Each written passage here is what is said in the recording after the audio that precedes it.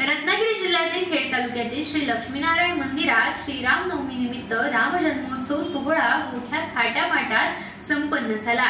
गृहराज्यमंत्री योगेश दादा कदम यांनी राम जन्माच्या या आनंद सोहळ्याला आवर्जून हजेरी लावली। यावेळी मंदिर पदाधिकाऱ्यांतर्फे त्यांचा सत्कार करण्यात आला। प्रभू श्री रामचंद्राचा जन्म दुपारी 12:39 वाजता झाला।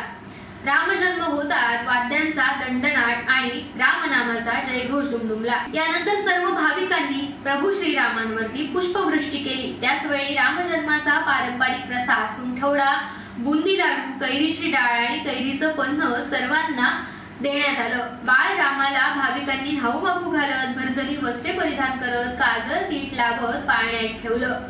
पाळणा गीते म्हणून बाळरामाला झोजवण्यात आलं। यानंतर भाविकांनी श्रद्धेने बाळरामाला वंदन केलं। हे सर्व सुरू असताना वाद्यांसोबतच रामनामाचा जयघोष सुरू ठेवत रामजन्माचा आनंद सोहळा उत्साहात पार पडला।